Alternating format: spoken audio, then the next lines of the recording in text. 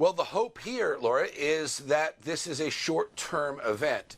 The economy was in strong shape before the mandatory shutdown, and the hope is that if this doesn't go on too long, that businesses will be able to reopen, hopefully in bits and pieces here in May. The longer this goes on, the more damaging to the economy in the long run, the more structural damage there is. So the idea here is if it's quick and sharp, we should rebound fairly quickly. If this is protracted, probably not so much. We keep on seeing the figures out of New York, which is the epicenter there in the United States, and they are particularly grim. The governor says that he thinks there are more days of bad news ahead, but perhaps they are at the peak, and that means it will be better on the other side. Is it a different story around other parts of the country where you are on the other coast? Well, the numbers are different around the country. Certainly where I am in California, it's much better. There isn't, nothing like the New York numbers, even though California is much, much larger population-wise. The good news here is, as you point out, that you're seeing the numbers behave in different ways around the country in terms of trends up and trends down. There is good news, and it's generally accepted. This is very good news, and it's in direct contravention to what a lot of the so-called experts were saying, is that a lot of these numbers of sick and very sick people just aren't materializing. Hospitals aren't being overrun. A lot of these hospital expansions and field hospitals are empty. Certainly they are in New York. New York sees a lot of patients, but they'd turned convention centers into field hospitals, and there's no patients in there. The U.S. Navy hospital ships only have a few patients on board at all. So the numbers of sick people really hasn't materialized, and that includes New York. There are 450,000 people now infected with the virus across the country. They're the latest figures we have, at least. That is still more than anywhere that it's been recorded throughout the rest of the world, even where the virus began, China.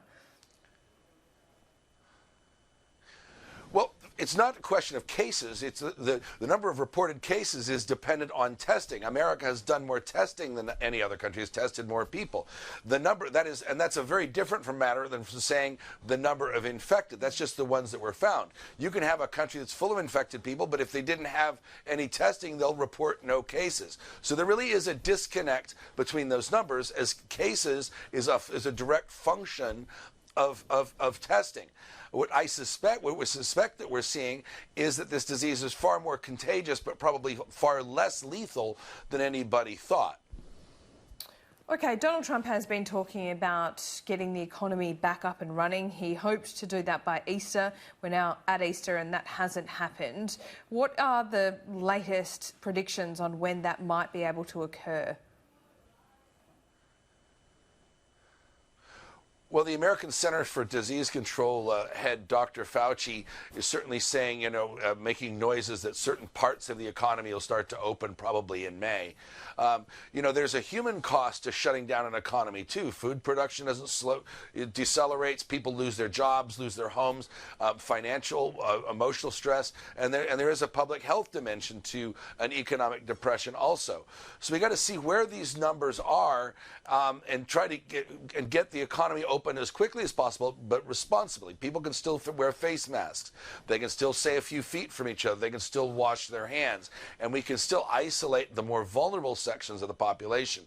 But Americans, no people are going to tolerate being cooped up in their houses with no income forever. Eventually society starts to break down, and that brings its own costs. And that's what American policymakers have to weigh going forward. Yep, indeed, right around the world. Just quickly, before I let you go, what is life like there in California at the moment? Well, there's no traffic jams, I'll say that. I just went to get gas in my car an hour ago. There's no lines for anything. There are face shields up at counters if you go to stores, people wearing masks, fewer people everywhere. California, where I live, is a rural part of California, so it isn't representative of life in big cities like San Francisco or Los Angeles, where so far there are very, very few infected and even fewer ill people. But I would just describe it as quiet.